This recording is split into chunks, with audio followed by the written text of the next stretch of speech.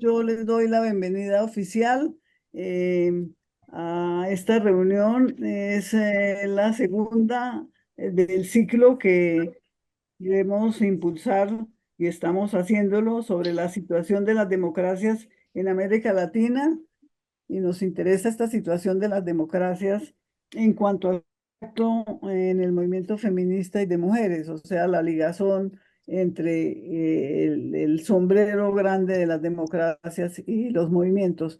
Esa es la idea.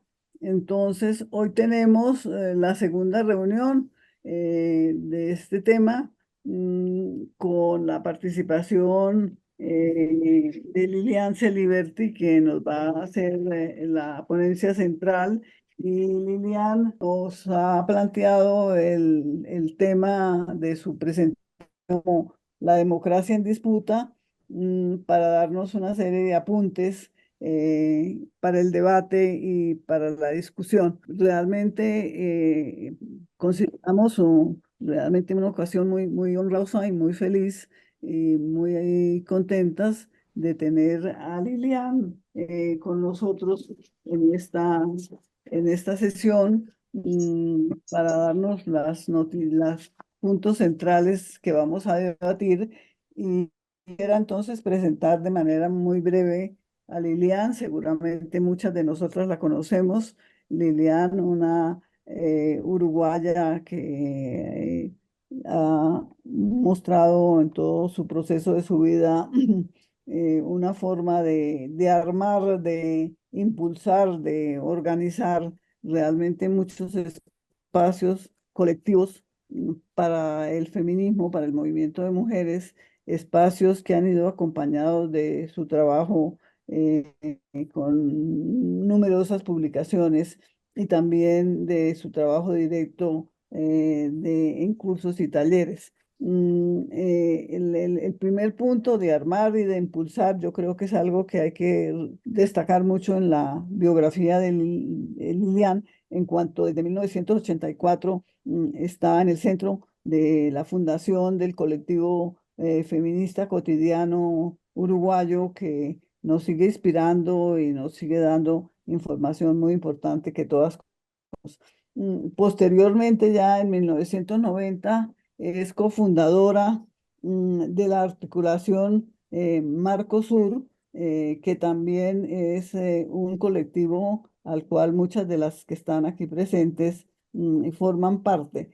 Posteriormente, en 2017, Lilian también es cofundadora del colectivo Ecofeminista, y ya más tarde, en el 2020, también está en la asamblea del colectivo feminista de las pioneras. El trabajo de Lilian se encuentra en numerosos artículos, numerosas publicaciones que pues han circulado en la región, y que después de esta conferencia seguramente nos preocuparemos mucho más de leerlas. Y entre estos artículos y libros están uno que se llama Notas para la memoria feminista en Uruguay de 1983 al 85, que se publicó en el 2018.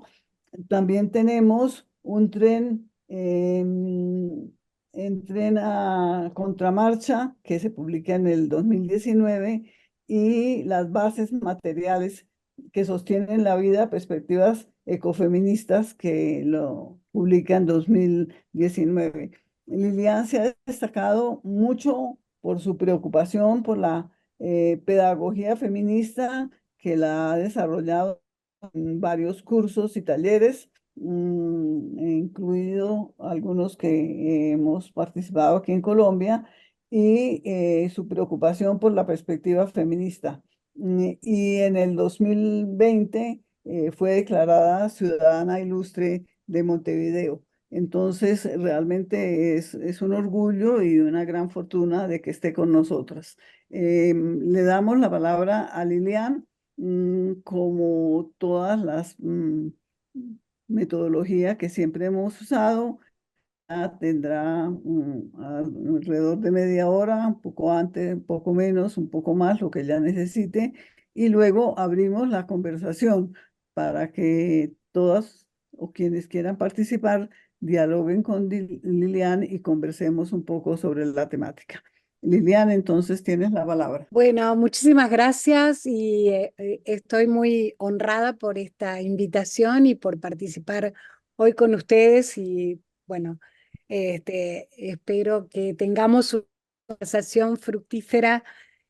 Ha sido difícil para mí elegir en un tema tan amplio, elegir el abordaje, pero bueno, espero que este que hice nos permita avanzar en la conversación.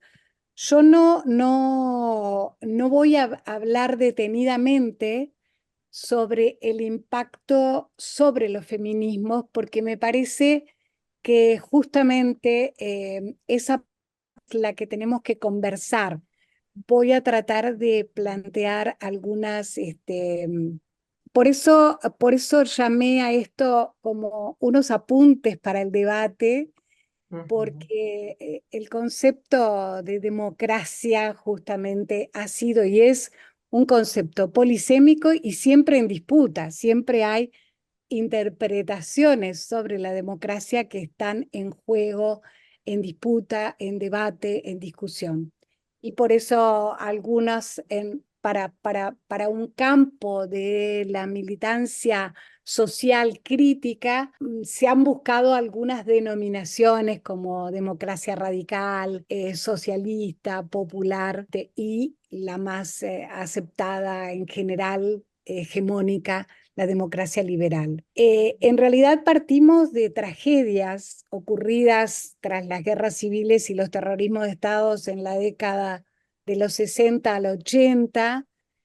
Recordemos que en el 80 todavía habían solo algo así como países que tenían democracia plena y siempre esas democracias, nuestras democracias, asoladas siempre por la desigualdad más profunda de los estratos sociales que componen las naciones y los estados-nación. De alguna manera, la recuperación democrática después de los 80 contribuyó a una revalorización de la democracia para todos los actores, incluidos aquellos que se levantaron en armas contra la democracia, por una valoración que fue bastante compartida, justamente, y que llevó en el 2001 a la Carta Democrática Latinoamericana, a la firma de la Carta Democrática Latinoamericana, que fue como un espacio, el momento cúlmine de aceptación, digamos, de la democracia en nuestra región. Que empieza a cambiar en el siglo XXI, digamos, donde empiezan a aparecer un panorama de crisis, los llamados golpes blandos, las derivas autoritarias de gobiernos surgidos de elecciones, confrontaciones políticas de signo excluyente, la crisis de los partidos políticos y de las formas de representación y personalización de la política, desprestigio de las instituciones democráticas en general. Esto es un contexto que podríamos decir desde el 2000 en adelante se ha ido agudizando y hoy tenemos una situación bastante compleja en ese sentido. Pero a la vez y paralelamente, todas lo sabemos, que es justamente en ese marco que el movimiento feminista empieza a desarrollarse en América Latina, el primer encuentro es en el 81, o sea, que vamos acompasando a pesar de a pesar de todas las dimensiones que van a estar implicadas, acompasando esos debates, incluso. Recordemos que antes de estos golpes del 2009 estuvo a principios del siglo XXI lo que fue el espacio de convergencia del Foro Social Mundial, que pretendió hacer una articulación de movimientos sociales en la idea de consolidación democrática, de democratización de la democracia y varias otras dimensiones que estuvieron implicadas en ese encuentro muy diverso de actores que fue el Foro Social Mundial, sobre todo en Porto Alegre, justamente en el lugar donde en ese municipio, en esa alcaldía de Porto Alegre, en Río Grande do Sur, que se ensayaron experimentaciones de democratización participativa, sociales, etcétera, de las cuales también deberíamos hacer, si tuviéramos tiempo, balance más adecuados. Solo para recordar los golpes blandos, a lo que se le llamó golpes blandos, fue Manuel Zelaya en Honduras en el 2009, Fernando Lugo en el 2012, Dilma Rousseff en el 2016. Entonces, Gerardo Caetano, que es un politólogo, historiador uruguayo muy reconocido, habla de un desacuerdo de régimen en torno de lo que concebimos como democracia, que emerge como un problema central en América Latina, ¿no? Las legitimidades de origen se han venido distanciando de las de ejercicio, y eso ha atravesado a gobiernos de derecha y también a gobiernos de izquierda, más allá incluso de los vaivenes de la retórica cambiante en torno al populismo y otras versiones. Este, este es un punto importante porque la crisis de legitimidad es vivida por la ciudadanía y se expresa en un creciente desapego de la democracia y fundamentalmente de las instituciones democráticas, de los sistemas electorales, la participación en las elecciones, etcétera. Y esto aparece como un problema bastante importante en la región. Entonces, podríamos decir que hay como en realidad cuatro momentos distintos. Uno es la interpelación residual de los procesos de transición a la democracia luego de las dictaduras de la doctrina de seguridad nacional. Las dictaduras de doctrina nacional se aplicaron básicamente en el Cono Sur, porque en otros países hubo otras expresiones de guerra y confrontaciones. El desencanto y la reacción antipolítica, que es otro momento que viene a posteriori de las democracias, a partir fundamentalmente del año 90, cuando se consolida las ortodoxias neoliberales y el incremento importante de las desigualdades. Y un tercer momento que es la crisis más o menos radical de los gobiernos de signo progresista, que va a contribuir también a esta situación actual. Básicamente el ascenso alrededor del año 2000 de Nicaragua, Ecuador, Bolivia, Venezuela, Chile, Argentina, y posteriormente va a ser Uruguay. Y lo que podríamos decir, el cuarto momento, este momento que empezó con este ascenso de Bolsonaro, con la presidencia de Bolsonaro en Brasil, que ha destruido bastante el tejido democrático. Y cuando no hablamos solamente de las instituciones, hablamos también de una polarización que se expresa a nivel de las relaciones sociales cotidianas, que es una dimensión que tiene que ser considerada, es decir, no es un problema solo de las élites o no es un desapego solo en relación a la votación, sino que es el odio y la extrema polarización y confrontación. Hace pocos días estuve en Brasil y justamente me sorprendió encontrar a nivel absolutamente personal, no estoy hablando de una investigación, de amigas que se produjeron rupturas en sus familias a partir del bolsonarismo y las posturas democráticas o feministas, etc. Y eso es bastante grave porque es una fractura que va más allá de los sistemas políticos electorales en sí mismos. Por supuesto que todo esto se da en un contexto que me gustaría enfatizar, porque después voy a volver un poco al tema de los gobiernos progresistas y sus contribuciones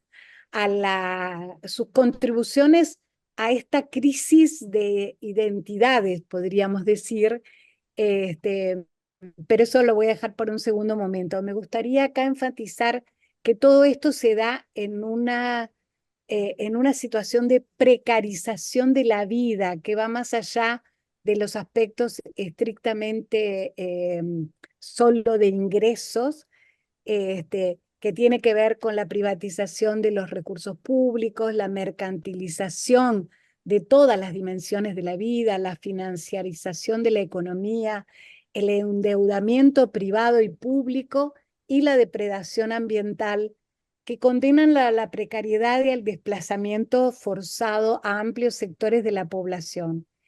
Y la precarización significa más que puestos de trabajo inseguros y más que una cobertura social insuficiente, dependiente del trabajo asalariado, en tanto que introduce un elemento de incertidumbre y exposición al peligro y abarca la totalidad de la existencia, los cuerpos y los modos de subjetivación. Es una amenaza y una constricción, es como que tuviéramos sobre nuestras miradas hacia adelante algunas sombras que están impidiendo una proyección de futuro. Y esto que se daba de una forma muy patente en el año 2000, que era como la renovación de las utopías, hoy está muy fragmentada y muy amenazada.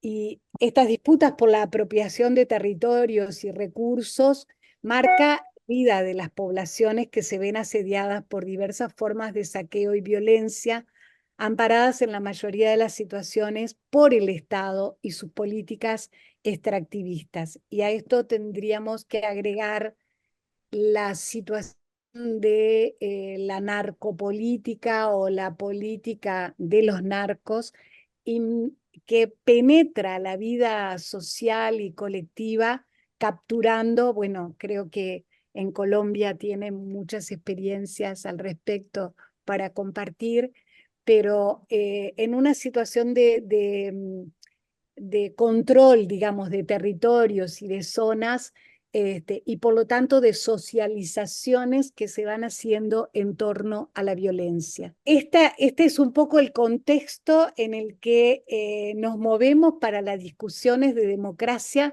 en el momento actual, ¿no? En una situación muy compleja desde el punto de vista de las alternativas posibles en un paradigma que sigue siendo el del crecimiento económico, pero sin redistribución, y un paradigma que está basado en la extracción ilimitada de recursos naturales, con todo lo que eso conlleva, aniquilamiento de las formas de vida tradicionales en muchos territorios. Incluso se habla de territorios de sacrificio, aquellos lugares en donde las mineras se van y dejan los territorios destrozados, con la gente viviendo, tratando de reconstruir sus formas de vida en esos lugares. Entonces, me gustaría enfatizar acá la cuestión de los progresismos en los gobiernos. O sea, tuvimos un periodo a principios de esa tercera etapa que decíamos de los debates de la democracia, que tuvieron que ver con el ascenso de Lula en Brasil en particular, después Chávez, Morales, Correa, etc. Por supuesto que cada uno de estos no son, no, digamos, cada uno ameritaría un análisis en sí mismo, y además no es lo mismo pensar en el gobierno del Frente Amplio en Uruguay, y no solo por el Frente Amplio, sino por la acumulación histórica de un estado pequeño, con poca población, y una larga tradición bayista, democrática, desde principios de siglo y laica. Y este es un factor bastante determinante de la estructura social del Uruguay. Entonces, me parece que no, obviamente no podemos asimilarlos todos en una misma. Pero sin embargo, lo que me gustaría enfatizar aquí es que más allá de su diversidad, estas experiencias han presentado déficits democráticos innegables. Y esos déficits democráticos, y vuelvo a decir, voy a dejar fuera al, al gobierno del Frente Amplio en Uruguay, porque no es exactamente ese el problema, que no fue un problema de déficit democrático lo que le llevó a la pérdida del gobierno, sino otras formas más extractivistas de aplicar el desarrollo de su gobierno. Pero sí me parece que a los efectos del debate democrático, las experiencias de Venezuela, bueno, de Nicaragua ni que hablar, de Venezuela, incluso de Bolivia y de Ecuador, vienen a traer algunas oscuridades y obstáculos al debate sobre la democracia pensada con un liderazgo alternativo, progresista o de izquierda. Entonces, cuando los partidos de izquierdas llegan al gobierno, a los gobiernos en América Latina,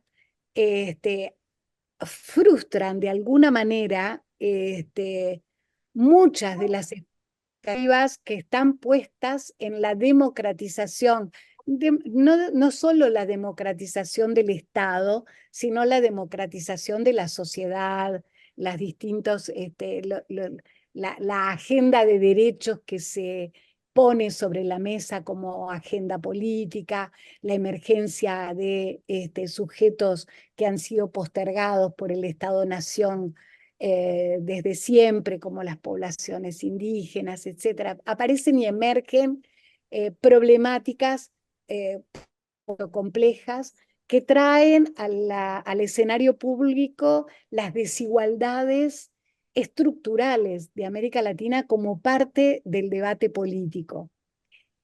Sin embargo, ahí hay una primera frustración que de alguna manera abren una alternativa, que abren una pregunta, digamos, para todas nosotras, es ¿cómo es posible en el capitalismo gestionar espacios de democrática y democratización de lo social, lo económico, lo cultural, lo político?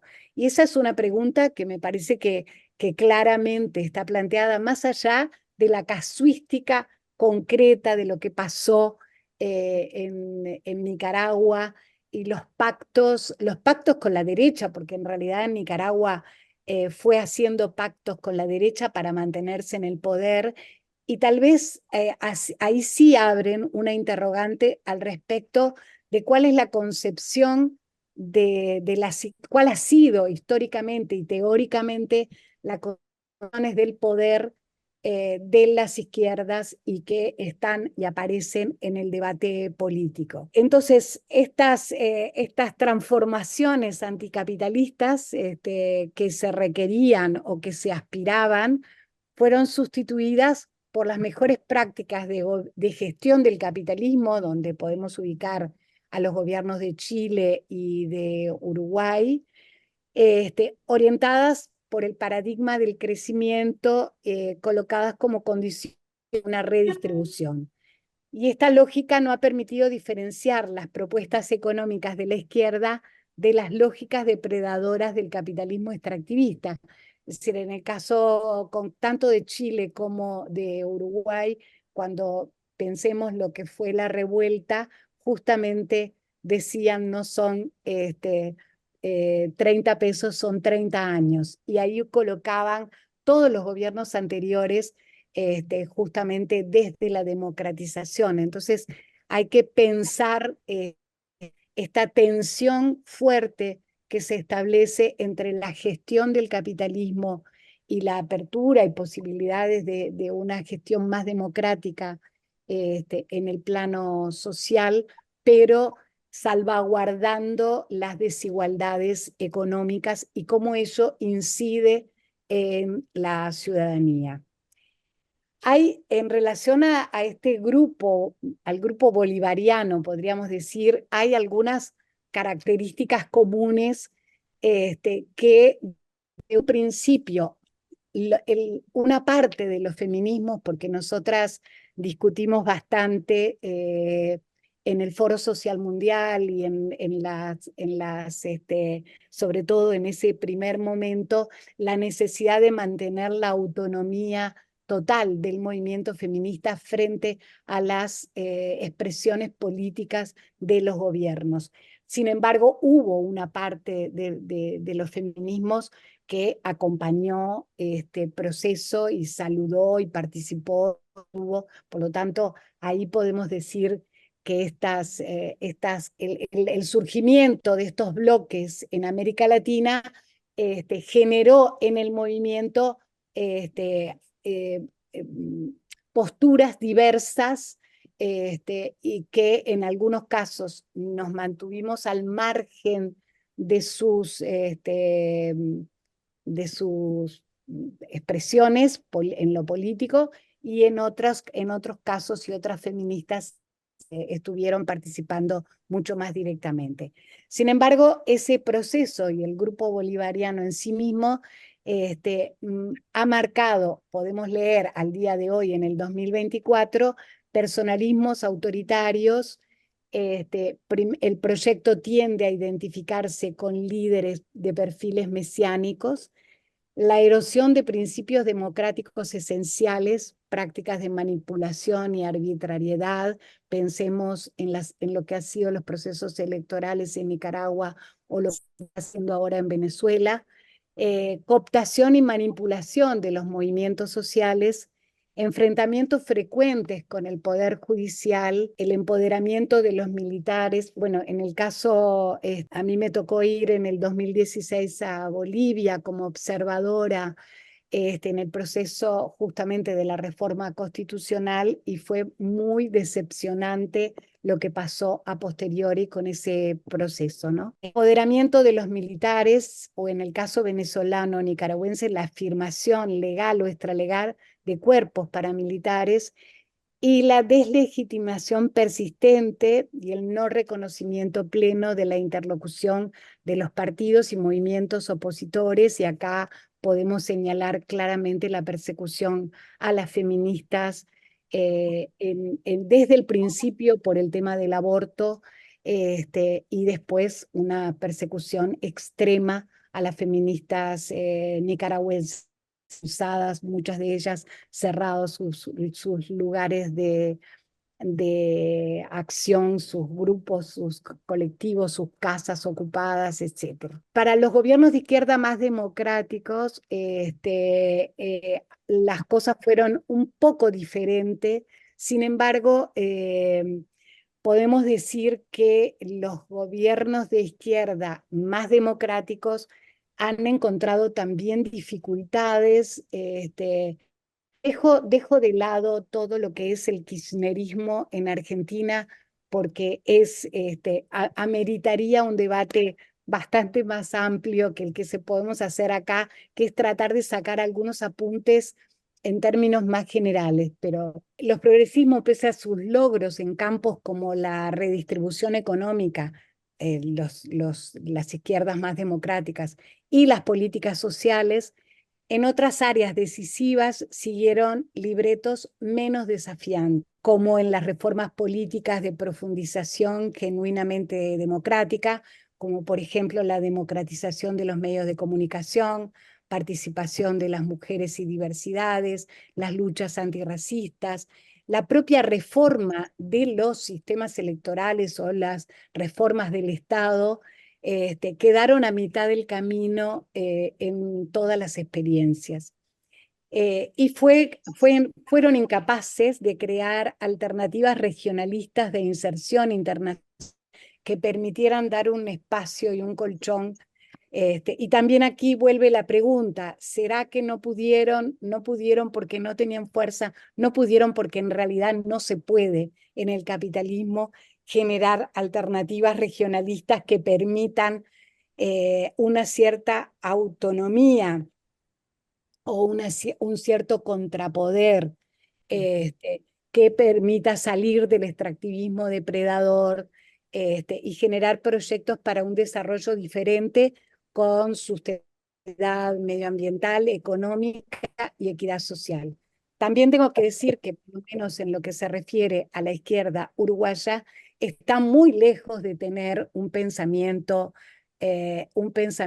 ecológico volcado a la economía. Creo que por primera vez en este último periodo, los últimos 2, 3 años, se ha comenzado a agitar básicamente en función del cambio climático algunos esbozos de debate sobre la sustentabilidad ambiental, pero en un momento en el que en realidad esa situación es bastante crítica. Por supuesto que para la mayoría de las corrientes feministas nos identificamos con un campo de izquierda, pero que entendido izquierda en un sentido muy amplio, que se encuentra en solidaridad y disputa con los partidos que representan esa izquierda.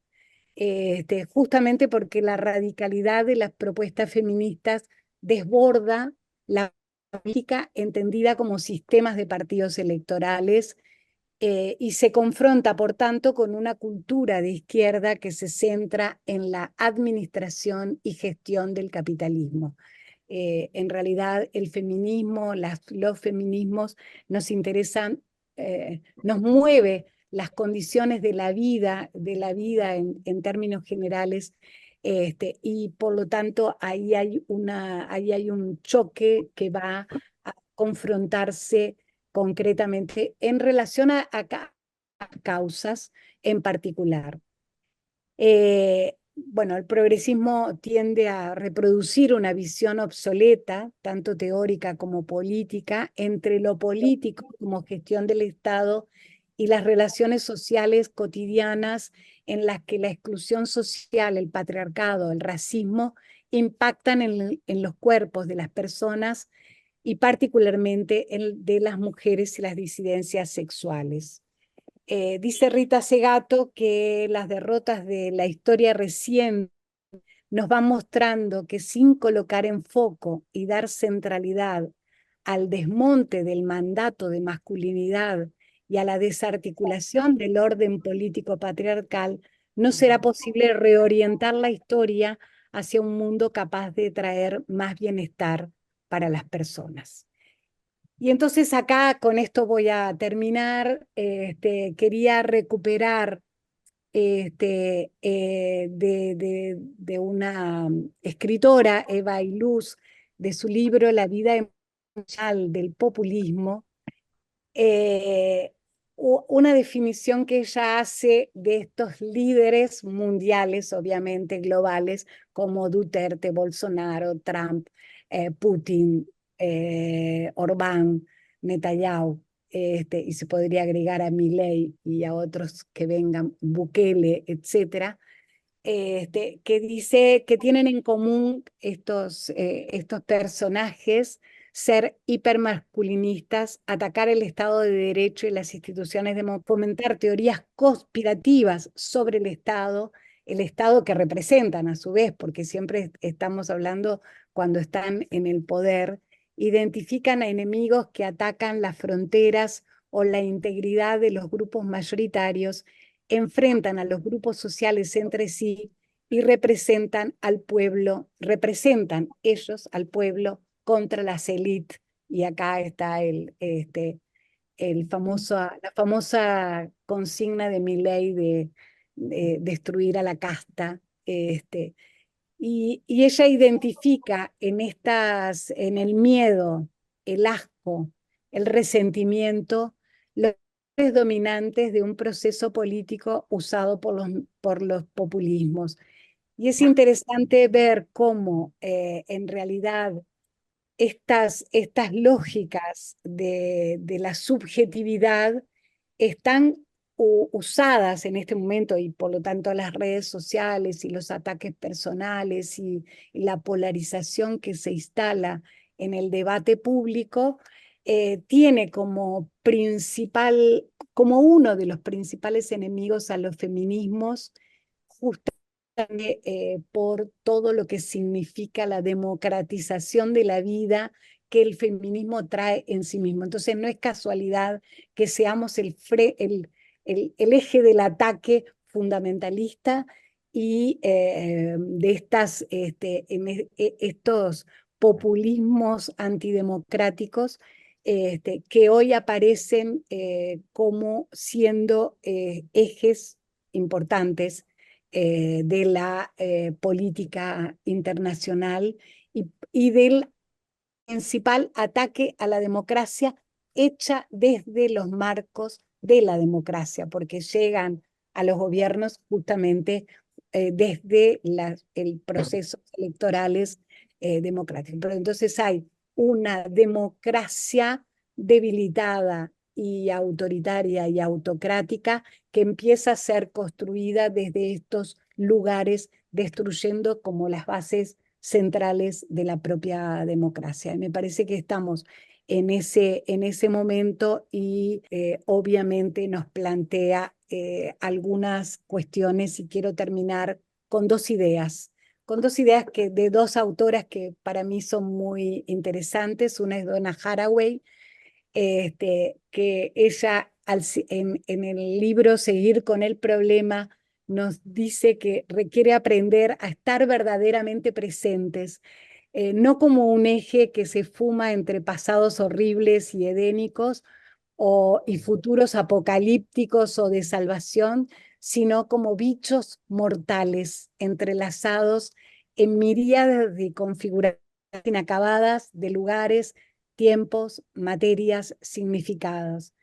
Y ella también nombra a Anna Tsim, este, que tiene un libro que se llama Es posible, y ella nos convoca a vivir en las ruinas del capitalismo. Y cuando decimos las ruinas es esta, las ruinas que vivimos hoy de las desigualdades, del aumento de la violencia, del incremento de las polarizaciones, de los debates obturados, pero en estas ruinas somos capaces de estar presentes, verdaderamente presentes con el llamado de Haraway.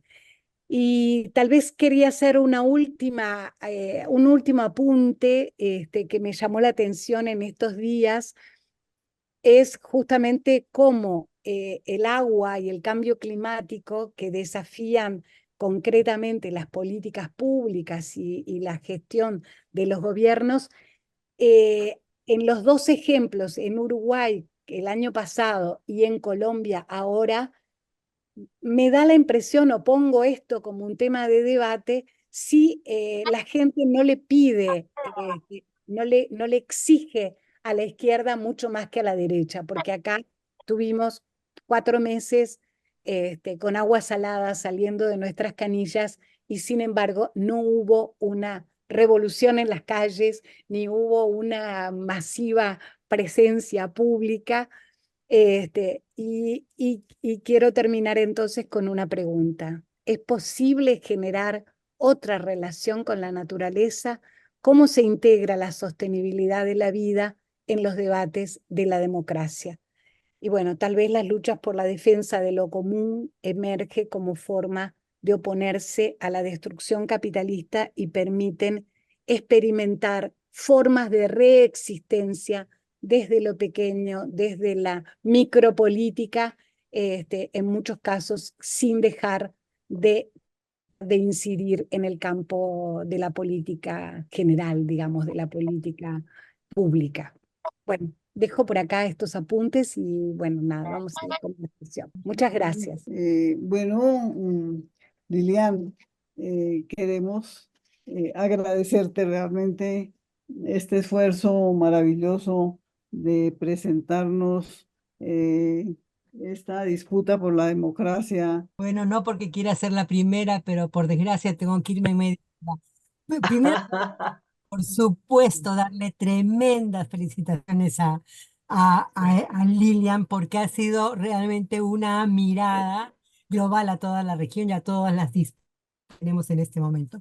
Yo ni siquiera quiero entrar a la situación de Perú porque me imagino que ustedes ya la conocen, ¿no? Simplemente lo que quiero es tratar de ver qué es lo que las derechas están teniendo como diferente al pasado, ¿no? Creo que esa pequeña dimensión democrática que podrían tener las democracias liberales simplemente ya no existe. Y nosotras decimos la derecha bruta y achorada, porque además son ignorantes y además que defiende la democracia. Esta idea de que justamente se basan en toda la confrontación que tienen es que nosotros defendemos la democracia, estas instituciones que las están copando todas, estas instituciones han estado en manos de lo que ellos dicen los caviares, o sea, la izquierda que come caviar. Entonces, pero todo el mundo que no está con ellos es caviar, ¿no? En fin, hay mucho para decir en ese sentido, pero creo de que el afán de poder que están teniendo, el afán de quedarse, es impresionante. Marina de Mon. Ya están controlando el poder electoral, están controlando, por supuesto, el Congreso ya está controlado. Marina. Quieren tirarse abajo todo lo que tenga que ver con el poder de las leyes, ¿no? O sea, no, ni siquiera sé cómo se llama. Sin embargo, hay algo que sí me parece que es importante sacarlo solamente de la derecha, ¿no? O sea, que es toda la lógica de la ideología de género, que es la forma no solamente de confrontar a las mujeres, sino de una beta que han encontrado para salir adelante. Acabo de ver que en Argentina, por ejemplo, hay toda una propaganda para una mujer joven, muy bonita, diciendo cuáles son las recomendaciones que le dar para que su hija no sea feminista. Y bueno, ahí está una cosa que es realmente de una Marina. tremenda brutalidad, ¿no? Pero esto viene, nosotras que hemos estado por el Estado laico y seguimos luchando, pensamos de que este Papa tenía un poco más de idea democrática, que creo que la tiene en relación a nosotros. Él es el que levanta la ideología de género. Él es capaz de darle posibilidades a las diversidades sexuales que no se casen, pero que se junten y los reconoce. Entonces, wow, qué maravilla. Y sale con la ideología de género y no la suelta. Entonces, eso alimenta tremendamente a un continente que sigue siendo, a pesar de todas nuestras luchas y todas las diferentes culturas que se están impulsando, sigue siendo profundamente religioso, el más chato de lo que podemos imaginar. Eso nomás. Gracias, Gina. Tiene la palabra Malena, que también la pidió para que tengamos unas 3 preguntas antes de que nos conteste Liliana. Bueno, primero que todo, gracias Liliana por la presentación. A mí me ha revolucionado la cabeza, ¿no? Yo vengo de mi experiencia en Nicaragua y de estar con ustedes en distintos lugares y demás. Y a mí la primera pregunta pues que le haría a Liliana es cuando ella habla de la democracia plena, porque para mí estamos en un momento en donde hay como que precisar el concepto de democracia más allá de las distintas caracterizaciones que se han hecho. Y yo lo he entendido, pues, y pienso que todas nosotras, que en realidad es una aspiración de una relación entre gobernantes y ciudadanos, y que la democracia actual, en donde la pongamos, se trata de un proceso, una correlación de fuerzas que está ahí pujante y que con esa búsqueda, a mí también me mueve mucho cuando, si bien por supuesto hay diferencias obvias entre lo que llamamos izquierda y derecha, en la listado que hiciste, Liliana, de las características de los bolivarianos, y tal vez con excepción de lo que es el empoderamiento militar, yo diría que todas esas características que vos mencionaste también están con los gobiernos de derecha. no solamente con los bolivarianos. ¿Ves? Obvio. Ah, sí, sí, Ah, o claro. sea, para llegar a decir que para mí inclusive la caracterización de izquierda y derecha cada vez se me hace más complicada, ¿verdad? Porque veo las mismas corrupciones, veo los mismos ejercicios de poder de uno u otro. Entonces vos nos haces la pregunta, ¿es posible generar otra relación con la naturaleza? Y yo la pregunta que me hago es que si es posible generar otro tipo de relación entre las personas, ¿eh? La naturaleza es súper importante, pero entre las personas, porque lo que tenemos son un ejercicio de poder de todos estos gobernantes, izquierda o derecha, aplastante, de subordinación en distintos grados, en distintas formas, ¿no? Pero que para mí está ahí el meollo. Y entonces hablamos de la importancia en este concepto de lo que es el Estado, la relación del Estado y ciudadanía. Y entonces, ¿cómo está esa construcción de ciudadanía? ¿Qué posibilidades reales tenemos de tirarnos contra estos monstruos de estados como los que tenemos izquierda o derecha? Son las, digamos, las grandes preguntas que me hago. Y ahí me voy también a la gran pregunta en relación a la construcción de la ciudadanía y de la ciudadanía feminista. Porque ¿qué es lo que tenemos actualmente en América Latina? Yo diría que no solo en América Latina, una división extraordinaria entre nosotros las mujeres, cuando lo que más necesitamos precisamente es el poder de estar juntas para ver si podemos hacer algo, que yo cada vez lo veo lo más difícil con respecto a esa fuerza del Estado. Y finalmente, que el concepto de democracia se ha referido fundamentalmente a esa relación entre gobernantes y ciudadanos, a la relación, a un cambio de relaciones de poder, pero que para mí también en esa redefinición del concepto estamos hablando de ver cómo está la democracia entre nosotros dentro de los movimientos de mujeres. ¿Cómo está la democracia entre nosotros en la misma familia donde aprendemos a tener esas relaciones de poder diferentes o deberíamos? ¿Eh? ¿Cómo están las relaciones de poder al nivel de lo íntimo de nosotras? Vos mencionabas, y ahí plenamente y termino, la importancia de referirnos a los microcosmos, al micro, porque yo siempre me estoy haciendo, después de venir de toda una experiencia revolucionaria, Nica, bla, bla, bla, y todo lo que conocemos. Es decir, los cambios eran de la sociedad, pero ¿dónde estaban los cambios de las personas? Y las personas constituimos esa sociedad. ¿Eh? Entonces, la importancia de trabajarnos como personas, como en las familias, en esos microcosmos que vos mencionás. Pero, y les digo, viniendo desde una postura en estos momentos de una lucha permanente por no perder la esperanza y ver si efectivamente todavía podemos hacer algo. Y estas son como las grandes preguntas que yo me hago en este momento, y te agradezco porque tu presentación pues me ha motivado pues para compartir con ustedes todo esto.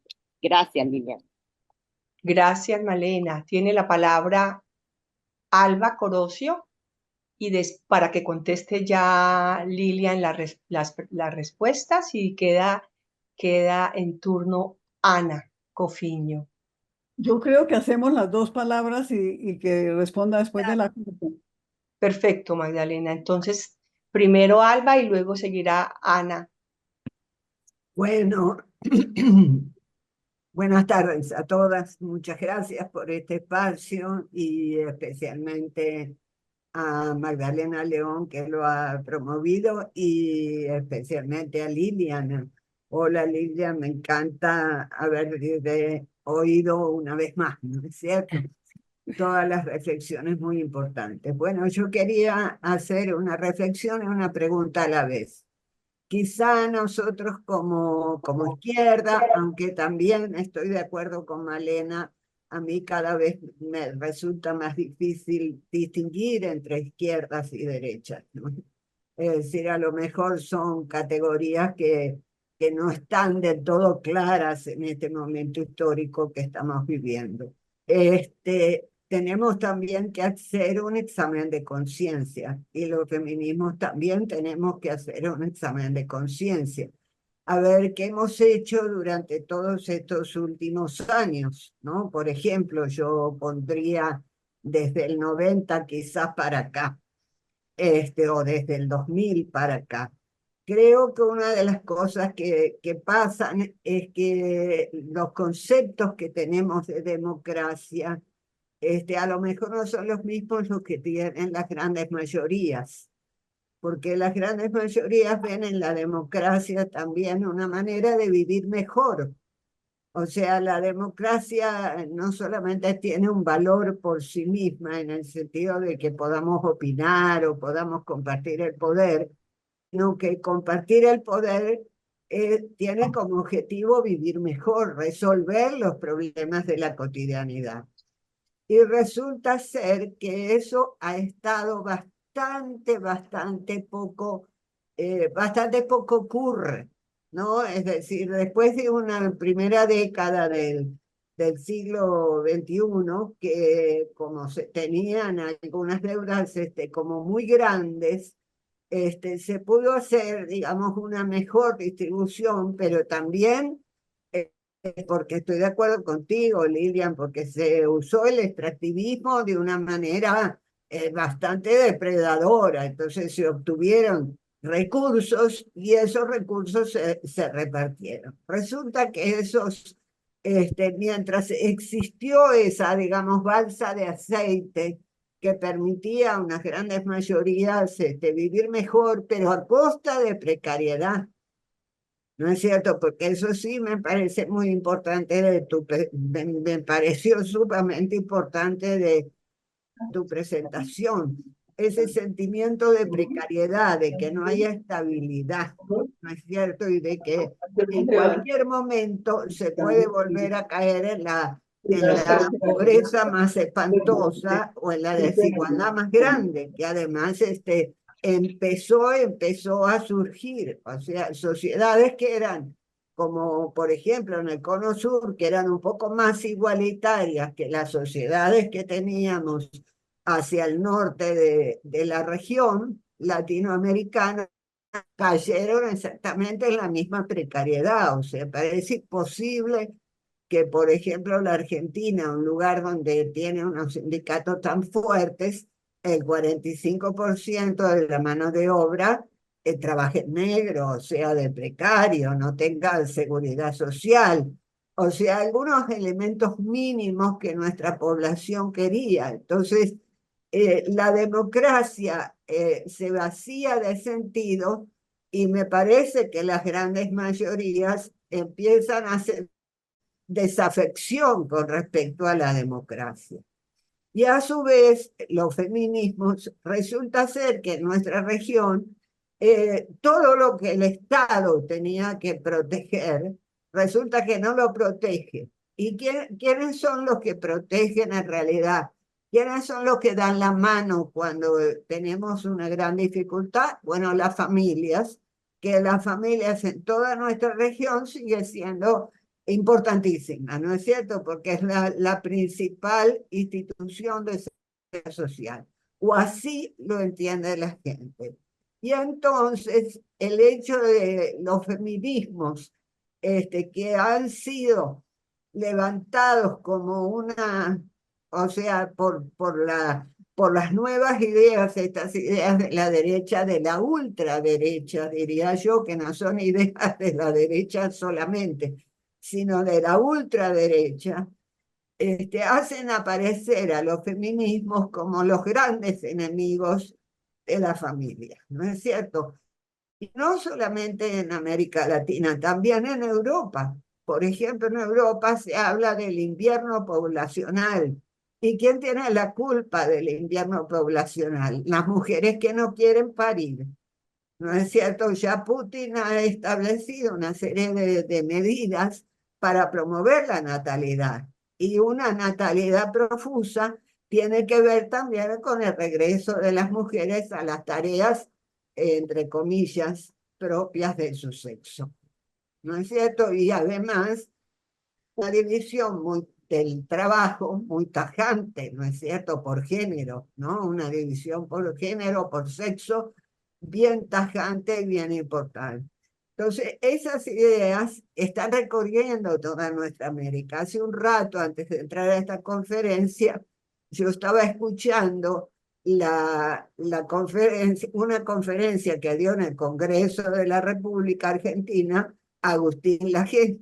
Y Agustín Laje es como, lamentablemente, es el gran ideólogo antifeminista. Tan antifeminista es que está en contra de Naciones Unidas y de la Agenda 2030, que es una cosa, convengamos, tampoco la gran revolución del mundo, ¿no?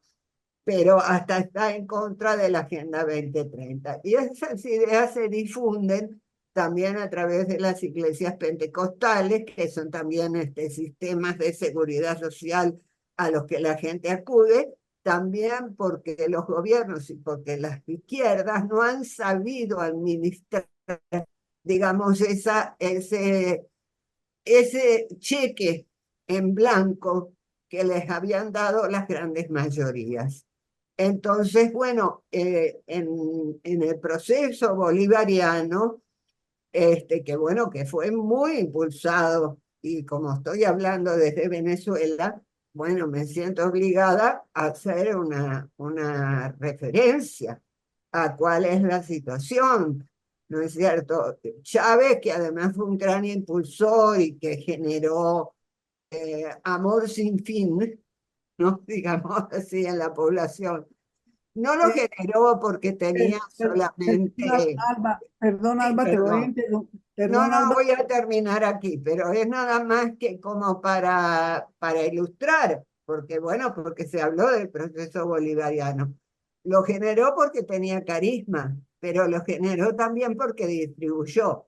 Resulta que después se retrotraen todas esas medidas y una izquierda que es así como topardiana, termina, digamos, aplicando medidas neoliberales hasta pulverizar el salario. Entonces, también el bienestar concreto, está muy perjudicado. Y eso hay que aterrizarlo, porque no se trata solo de ideas, se trata también de realidades concretas de sobrevivencia que están ocurriendo en toda nuestra región. Bueno, perdón lo extendido, pero me sentí obligada a dar esa referencia. Muchas Gracias, Alba. Tiene la palabra Ana. Buenas tardes a todas, compañeras, qué gusto verlas. Lilian, no me sorprende tu conferencia tan lúcida y coherente, se agradece. Y bueno, yo también con preguntas, concuerdo con algunos comentarios que han hecho, pero sí me gustaría como que saber cómo nos ha ido a nosotros esas democracias. ¿Cómo les ha ido a ustedes? Porque aquí en Guate democracia no tenemos. Es decir, hay un sistema que permite ir a votar siempre por el menos peor. Y desde nuestra perspectiva feminista, pues eso no es una democracia.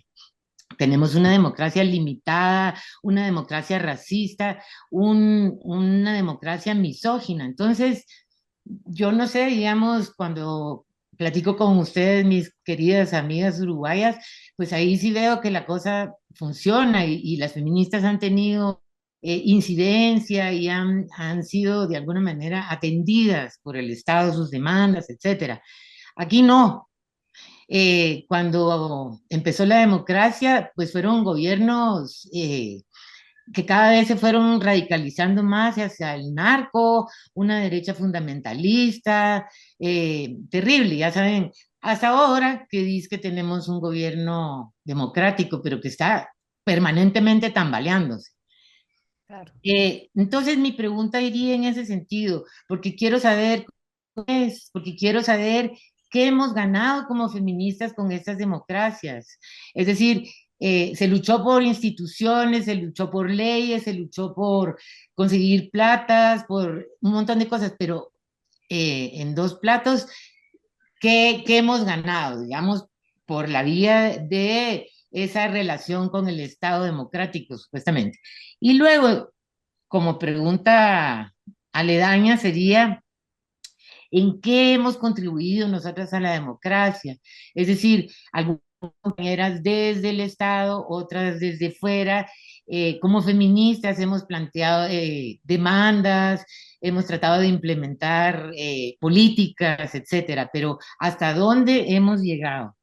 ¿Y cómo? Porque a mí me interesa tener en mi mano las claves que me permitan de veras que la democracia se vuelva algo tangible en mi vida y en la vida de las comunidades, de la gente en este país, ¿verdad? Y pues, ¿qué propuestas, digamos, tenemos frente a esta situación de unas democracias tan, ya no digamos restringidas, tan ridículas en muchos sentidos, ¿verdad? Porque son democracias a las que ya nadie respeta, ¿verdad?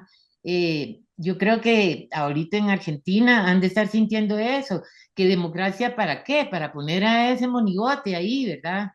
Y cuánto retroceso hemos vivido. Entonces, ¿dónde están las claves, compañeras? No para sobrevivir, sino ¿dónde, en qué hemos ganado? En este juego con la democracia, en este juego político, ¿cuáles han sido los avances y cuáles son los retrocesos y cuáles son los pendientes en último caso? Tal vez eso será materia de otra gran discusión, pero pues ya saben cómo es una, ¿para qué me invitan? Como dice aquella. Creo que yo hablé, Malena, de democracia plena como un concepto que trabajamos en el momento de salir de las dictaduras, trabajamos hacia la consolidación de unas democracias plenas que quieren decir ilusiones de todo tipo, que son también democracia social, democracia económica, democracia en todos los planos. Aquí creo que lo referí un poco como al pasar, también son lenguajes que vamos teniendo, que tenemos incorporadas en nuestras luchas, pero yo estoy de acuerdo parcialmente. A ver, que conocemos y la derecha que conocemos, pero yo me siento de izquierda, entonces no me siento de derecha, ni creo que deje de tener sentido para muchas de nosotras un campo de izquierda que recoge estas aspiraciones feministas de democratizar la vida en el sentido más amplio.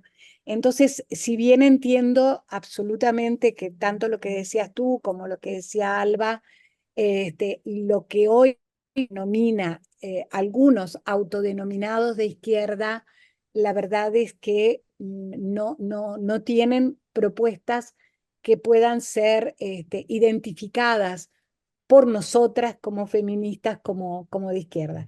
Pero me parece que efectivamente ahí hay un núcleo significativo. Lo que yo quise traer acá con esta categorización no fue tanto un análisis específico de cada una de las realidades, sino cómo la emergencia de esos gobiernos progresistas que se salían del signo hegemónico tradicional en nuestra región de dominio de clase muy claramente identificada, abrió como campos de esperanzas y de resignificación también de las democracias que fueron frustradas. Eso es lo que quise traer, o sea, que se frustraron por el camino que esos procesos llevaron no a más democracia, sino a procesos, por el contrario, menos democracia, menos democráticos, más autárquicos, más personalistas, etc. Entonces, y me parece que hay ejemplos dolorosísimos en cada uno de los países de cómo justamente esa oportunidad de democratización de la sociedad son convertidos en procesos, bueno, en general de redituar el poder, de presencias indefinidas, etcétera, pero siempre en una sola persona, o sea, todo lo más alejado de un proceso político, de politización de la vida que supone justamente compartir poder democratizar el poder significa compartirlo, abrir espacios para los organismos locales, etc. En esa categoría fue que puse el proceso bolivariano, pero más en el sentido de que cómo nos frustraron expectativas colectivas, independientemente de que una o dos, o capaz que muchas de nosotras no nos identificábamos con esos gobiernos, pero sí que el decir que había un campo progresista en América Latina rompía cierta hegemonía tradicional desde siempre, pero eso fue frustrado porque lejos de abrir a un espacio de democratización y de resignificación de la democracia, lo que hizo fue retrotraer la democracia a un campo en que no importa si son de derecha o de izquierda, pero igual van a ser corruptos, igual van a ser antidemocráticos. En ese sentido quise traer. Por supuesto que hay esperanzas, que hay procesos diferentes, que hay procesos más ricos, que seguramente en esos procesos más ricos podemos encontrar construcciones históricas más diferenciadas. Y bueno, y creo que efectivamente lo que traía las formas de construir otras esperanzas, que también apelaba Malena, creo que es algo que nos anima a cada una de nosotras, por eso estamos acá haciendo este debate, por eso estamos en las cosas que estamos y ponemos las energías y los tiempos en desarrollar espacios colectivos de reflexión, de miradas. Pero estoy de acuerdo con Malena y con Alba en la necesaria, en una pregunta propia de qué es lo que construimos como feministas y qué es lo que construyó y contribuyó el feminismo a esa democratización de la vida. Yo creo que contribuimos en muchos terrenos, politizando justamente las violencias, trayendo la desigualdad de la vida interpersonal, no la desigualdad solamente en términos económicos, sino las desigualdades de poder, las desigualdades simbólicas, las desigualdades en la construcción de las identidades, etc. Me parece que los feminismos han contribuido enormemente, lo cual genera un cierto hiato, una separación o algo que es inconmensurable. Por eso decía, la política feminista de alguna manera siempre está en disputa con ciertas formas del poder ejercido desde los gobiernos. Y siempre está en disputa porque justamente me parece que va a una profundización no solo en términos políticos, sino en términos de la vida. Es la democratización de la vida, es la posibilidad de construir comunidades porosas, cerradez, digamos, de cualquier tipo, tanto cultural como política, y por eso mismo también creo que para los fundamentalistas el feminismo es un enemigo. Ahora, eso no quiere decir que la ampliación del movimiento y su pluralidad no traiga también complejidades a la hora del propio debate político dentro del feminismo, dentro de los feminismos. Creo que estamos en un momento muy complejo, con dificultades de construir un debate político fructífero. Pero eso no quiere decir que no tengamos una contribución significativa y permanente. Creo que justamente es un momento difícil de caracterizar porque yo creo que hay una tremenda potencia feminista que se expresa. Bueno, creo que tenemos que también festejar, como dice Lucy, nuestros logros y pensar lo que pasó en Colombia con el aborto, en México con el aborto, pero Obviamente que eso no cubre totalmente nuestras aspiraciones de una vida digna, y de una vida digna que significa también una democratización de las actoras del feminismo, porque también las actoras del feminismo son plurales, diversas y muchas veces con dificultades de diálogo entre nosotras, porque realidades son tremendamente, están atravesadas por esas desigualdades. Entonces, me parece, no me quiero extender mucho con esto, pero que sí quería decir que creo que hay una contribución de los feminismos. Y a la pregunta de Ana, ¿qué hemos ganado como feministas en el caso concreto de Uruguay? Yo creo que ganamos mucho, pero también es cierto, ganamos mucho, pero por algo no tenemos una representación paritaria, por algo seguimos teniendo obstáculos, incluso en nuestros compañeros de izquierda en relación al ataque a la ley de violencia de género, o considerar que somos unas exageradas, que siempre estamos planteando, nunca estamos conformes, cosa que es verdad, nunca estamos conformes, porque no nos alcanza ni queremos una simple representación igualitaria. Queremos que esa representación igualitaria se dé en el plano de la vida, que se dé en el plano de las familias, en el plano de las relaciones interpersonales, porque estamos atacando el poder en otros espacios y en otras cosas. Pero yo creo que el hecho de que hoy un ex senador de la República esté preso por abuso sexual, creo que es un logro feminista. Y creo que eso democratiza la vida en un sentido que no es suficiente para nosotras, que vamos a estar, por suerte, siempre desconformes y que no nos alcance, porque mientras exista desigualdad, nada puede generarnos un bienestar simbólico real. Entonces, creo que en ese juego, por supuesto, hay una mirada crítica.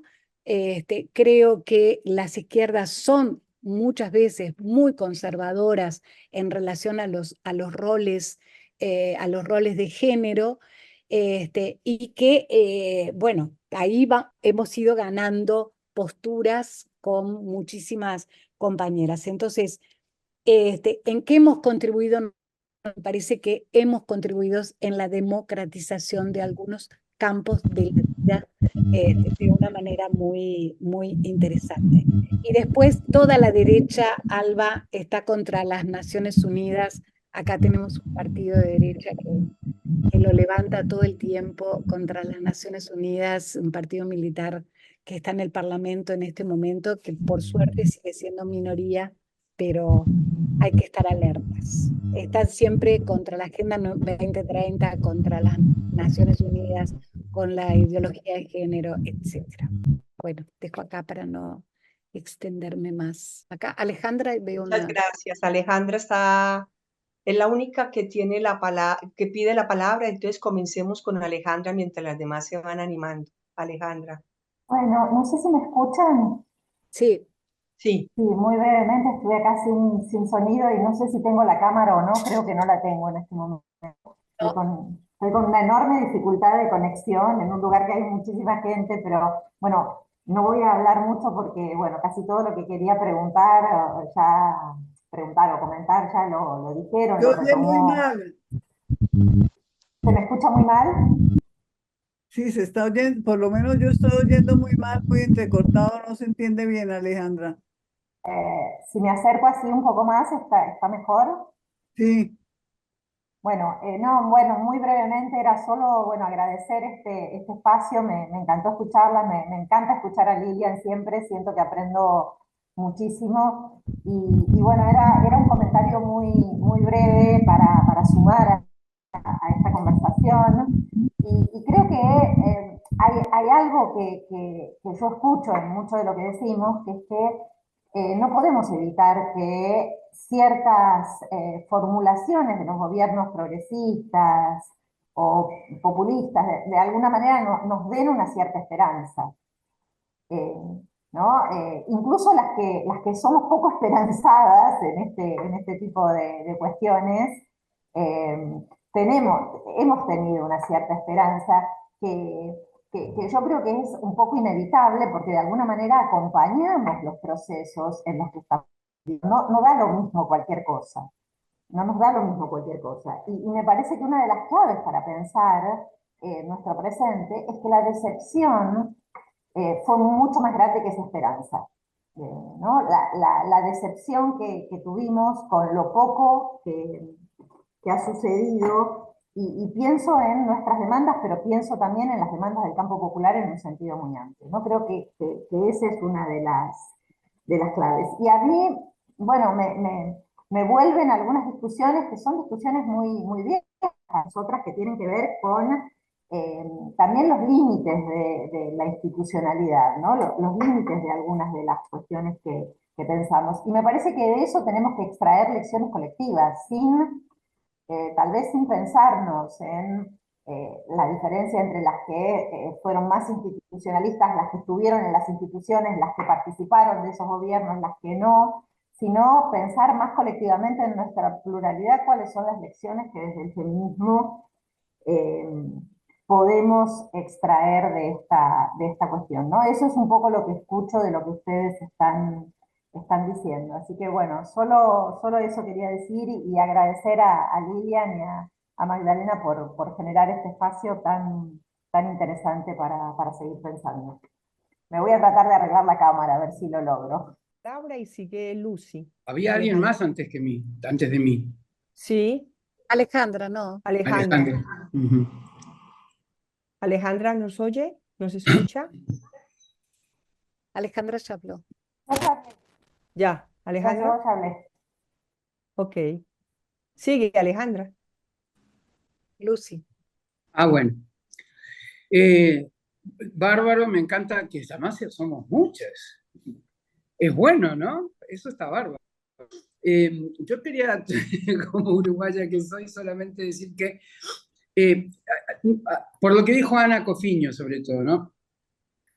Yo creo que tenemos que diferenciar bien de lo que es vivir un proceso electoral democrático, o sea, la democracia electoral, de la democracia como proceso hacia la verdadera democracia a la que nunca vamos a llegar, porque como dijo Lilian, siempre vamos a estar queriendo más y más, y para eso somos seres políticos, ¿no? Todas nosotras.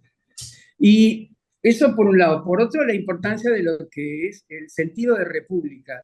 Soy muy republicana y sí creo que, por ejemplo, en Uruguay está el gobierno de derecha y es mi gobierno, me guste o no. Y es bueno también, y eso habla de por qué Uruguay es una democracia plena. Yo sí creo que hay democracias plenas y esta es una de ellas, en la que nos peleamos todo el tiempo, en la que estamos en contra de un montón de cosas, que nos desarman un montón de cosas que te dieron décadas de trabajo construir, y después tenés que lograr que cambie para volver a construirlas, y ahí estamos en el proceso de la democracia. Pero en la democracia plena vivo porque ahora, por ejemplo, hay denuncias contra la corrupción del gobierno, que en muchos casos es absolutamente cierta, hay denuncias porque hay persecución a los periodistas, pero acá no desaparece un periodista, desaparece en México, desaparece en Guatemala, desaparece en casi todos los países de América, y eso es un horror. Y si nosotras mismas, una vez que tenemos una democracia plena en la región, no la usamos como argumento además para decir que es posible llegar a ella, entonces me parece que estamos perdiendo una fuerza de la que podemos echar mano cuando nos conviene. ¿Ah? Y tiene que ver también con el aporte que las feministas hacemos a la democracia. Las feministas, o sea, no solo le aportamos el tema este de la subjetividad por el que tanto peleamos, de que si tu cuerpo, mi cuerpo, su cuerpo, o lo que sea, no es solo eso. ¿Ah? Son miles de cosas. Nosotros hemos logrado, por ejemplo, darle una gran, pequeña ayuda a otros movimientos de la región. Con el tema de las mujeres indígenas, con las mujeres afro, con las mujeres discapacitadas, o sea, hemos acompañado a los movimientos de los jóvenes, a los cooperativismos, a los de la vivienda, o sea, Y además somos el movimiento ahora que está en las calles todo el tiempo. ¿Tá? Somos el movimiento que demanda y el que todos los cretinos de la derecha gastan saliva en insultar, en lapidar, en ideología de género y todo lo que ellos quieran. ¿Tá? Pero qué momento divino el que estamos viviendo, muchachas. Todos contra nosotros. Es que estamos haciendo muchas cosas bien. ¿Tá? Lo cultural lo dimos vuelta. Y esto es maravilloso. Entonces hay que cuidar lo que va a pasar en Guatemala, por ejemplo, porque se logró un cambio, Ana, que antes de empezar a putear que este gobierno todavía no ha logrado hacer mucho, yo todavía estoy festejando el cambio de Guatemala. ¿Ah? Porque al tiempo que echaron a las nicaragüenses, al mismo tiempo que se quedaron sin ciudadanía, sin casa, sin familia, o sea, en Guatemala, a 2 kilómetros, ¿tá? Aproximadamente, se logró algo imponente. Y se logró porque además el movimiento indígena, ¿tá? Se puso firme. Y ahí las feministas también acompañaron. A mí, discúlpenme, está mal, estamos jodidas en pila de lugares, Argentina, todo lo que ustedes quieran, sí, pero la gente en la calle era argentina también. Entonces, este es el proceso, es el flow y afloje, y esa es la política, no hay más remedio, es esa. Lo otro es Ortega, lo otro son estas otras dictaduras de mierda, lo otro es eso, pero en una democracia hay procesos, hay peleas, hay síntesis política, hay debates, a veces nos ganan y a veces les ganamos. Yo lo único que pido cuando ganamos, disfrutemos, porque es lo único que nos da fuerza para seguir peleando y ganar de nuevo, que de eso se trata. Vamos a ganar de nuevo. Obviamente no es pregunta lineal, así que vos estás en contra. No. Lili tiene la palabra, Lili Cervantes. Caravantes. Gracias, Ah, Lucy. escúchame, Gracias, Caravantes, Lucy. sí. Gracias. Gracias, Luis. Sí, gracias Lili, qué por divino, un abrazo. elevarnos los ánimos. Y en relación a este, al final, satisfacción en la cotidianidad y en el ámbito local.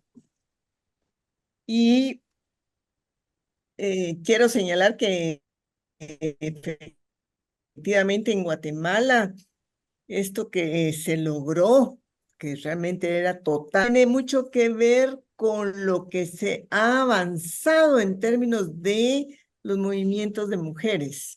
Hoy siento que los liderazgos de las mujeres indígenas que en la década de los 90 no estaban con un discurso feminista, hoy lo tienen. Y eso creo que es un avance sumamente importante para el caso de Guatemala, porque estamos hablando, a diferencia de América del Sur, de un estado y de un país extremadamente pobre. 60% de la población es pobre. Y ahí un poco mi pregunta, Liliana, que me sumo a todas las felicitaciones que se hicieron antes, pero nosotros en el marco de esa pobreza, la población al final de cuentas encuentra su salida a través de la migración, a través de otros satisfactores como el narcotráfico, y esto tiene un poder que nos rebasa a los países.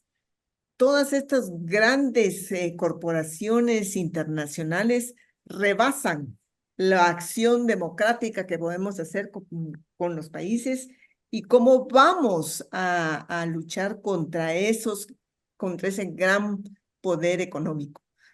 Yo alguien que en Chile una diputada en algún momento dijo, ¿verdad? Que no solo había que tener la mirada a los pobres, sino también había que tener la mirada a los ricos, porque tiene que haber alguna manera de limitación a esa extrema riqueza y que sirve al final de cuentas para sobornar, para cooptar los estados, para que la población finalmente encuentre otro camino de satisfacción de sus necesidades, que no es la vía democrática. Nadie más está pidiendo la palabra, entonces sugiero que... Yo la he pedido ¿Graciliana? que me caí. ¿Graciliana? Sí. Sí, Ok, Graciliana, tienes la palabra. Adelante. bueno, bueno, un saludo para todas las feministas, Magdalena, para todo este combo latinoamericano. Bueno, yo quisiera, soy colombiana, ¿no?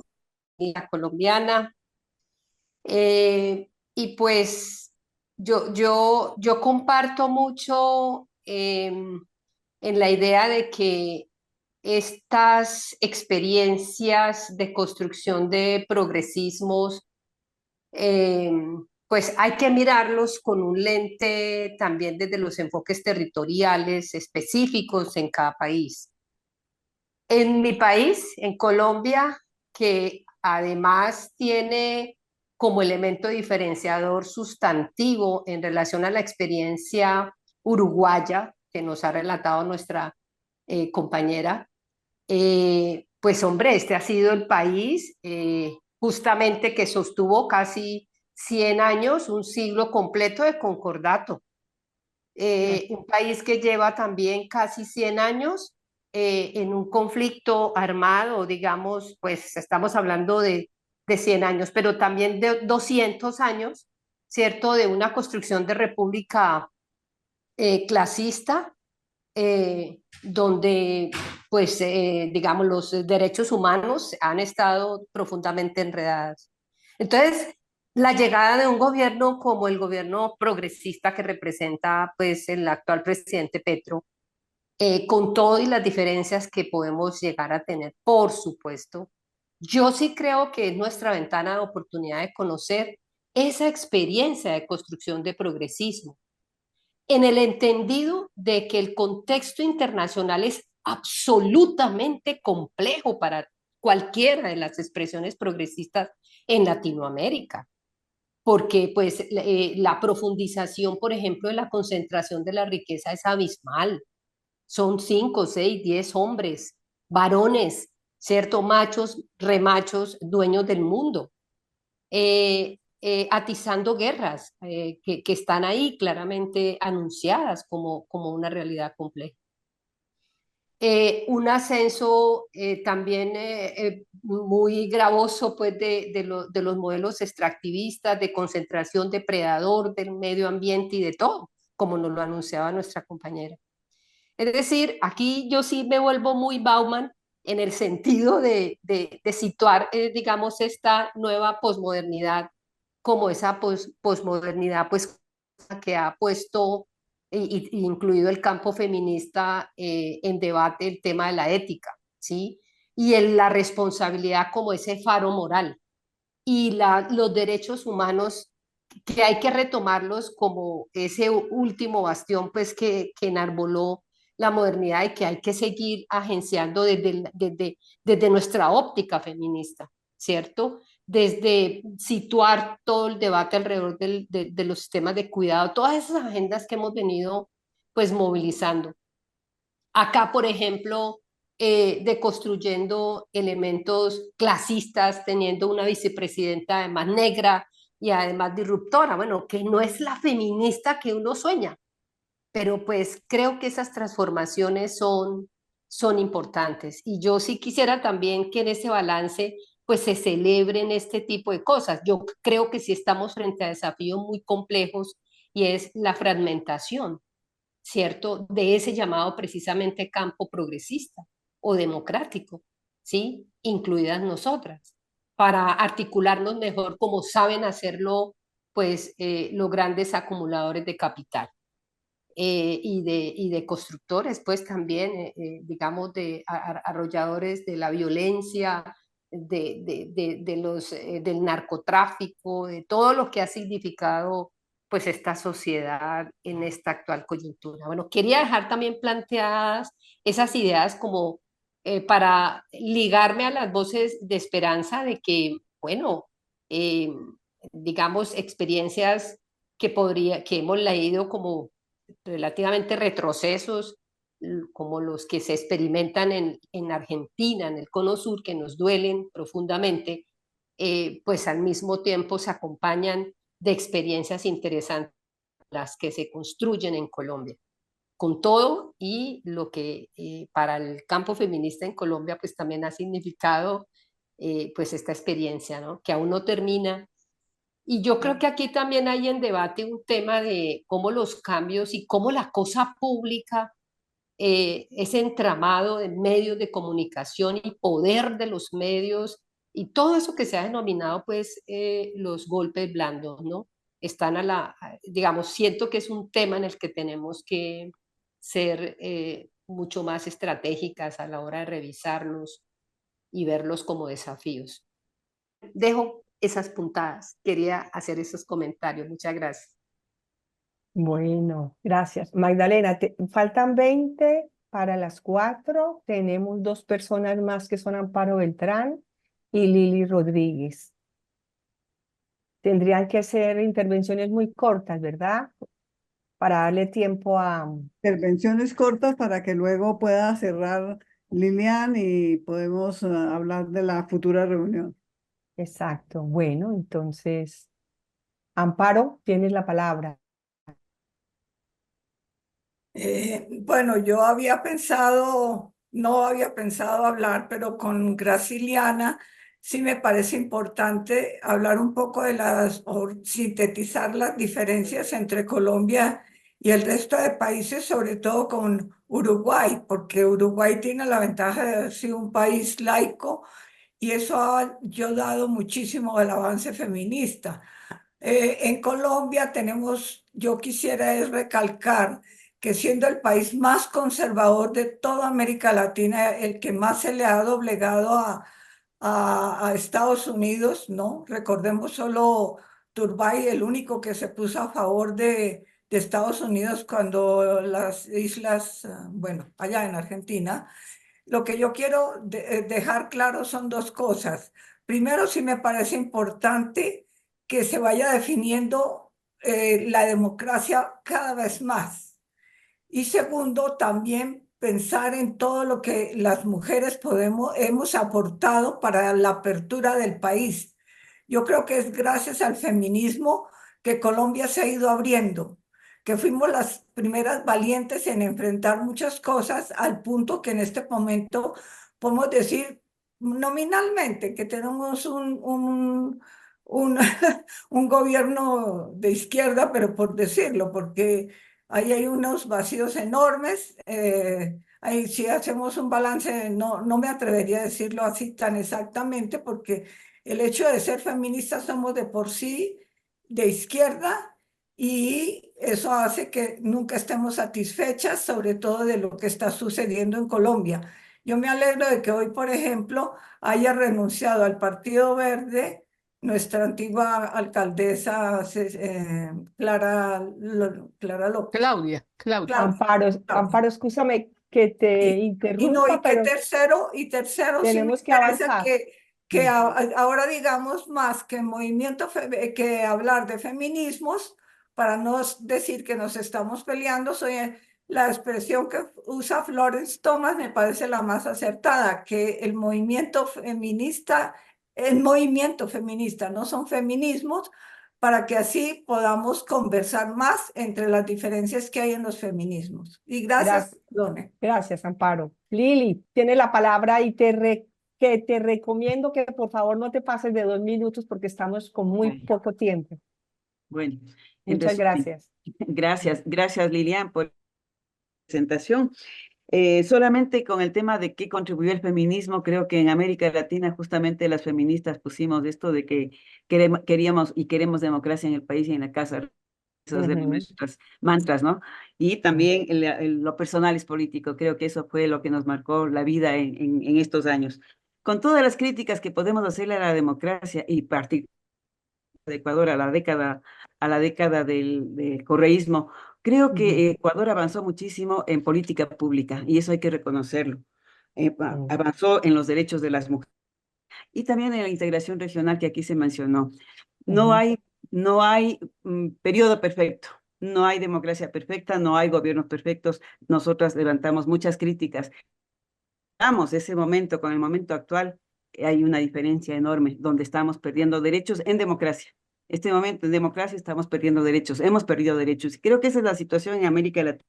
Por eso yo quisiera volver a lo que fue la conferencia del INE Barreira la vez pasada, justamente de la necesidad de redemocratizar América Latina y de seguir con nuestra lucha por derechos, porque creo que nos toca es defender lo que alcanzamos en las décadas o en los años pasados, que fue nuestra lucha y que hoy está realmente no hay nada grabado en piedra. Es posible que todo esto, empecé como muy optimista y termino un poco pesimista viendo la situación actual del Ecuador. Eso. Muchas gracias, Lili. Bueno, entonces vamos a darle la palabra nuevamente a Lilian para las observaciones finales que ella nos quiera dejar Sí. y luego hacemos el cierre. Bueno, a ver, primero me parece agradecer todos los aportes porque estoy de acuerdo con Graciliana lo que hay en este momento una fragmentación del campo progresista. Yo leo varias cosas de Brasil y hay una apelación de todos los actores porque lo que dejó el bolsonarismo en Brasil esos años fue el desmonte y la profundización de una visión racista, clasista, polarizada, atravesada de odio y de odios. Y me parece que justamente con lo que decía la compañera que habló recién de Ecuador, recuperar el debate democrático resulta muy significativo. En el mismo sentido, creo que efectivamente las realidades, para mí no es lo mismo tener un gobierno de derecha. Cuando digo de derecha estoy hablando un gobierno de X partidos en Uruguay, porque no sé, puede ser que mañana exista una ultraderecha racista y violenta, que como ya tuvimos en el periodo de la dictadura, y tengamos que estar defendiendo como otras cosas. Pero en este momento, digo, las oportunidades que ofrecen los gobiernos progresistas me parece que son oportunidades a rescatar justamente para profundizar la democratización en cada uno de los terrenos. Y efectivamente los derechos no están consagrados en piedra y de hecho pensemos que hubo de un saque en Argentina 15.000 trabajadores públicos en la calle, pero de un saque, de un día para el otro. O sea, eso quiere decir que hay algunas cosas que dependen también de los gobiernos que votamos. ¿Por qué la gente vota a la derecha? ¿Por qué vota esa me parece que es una pregunta para darle más vueltas. Ahora no tengo tiempo. Yo creo en estos elementos, me parece que hay mucha bronca, mucho odio, mucha violencia en las relaciones sociales cotidianas de nuestras sociedades y que eso se impregna en el debate político y más allá de la racionalidad, las sociedades que no creen en las salvaciones posibles apelan a estos mesiánicos rupturistas como Milei, por ejemplo, en Argentina. Pero creo que hay que darle más vueltas y que tenemos que discutir, y estoy de acuerdo en que tenemos una fragmentación.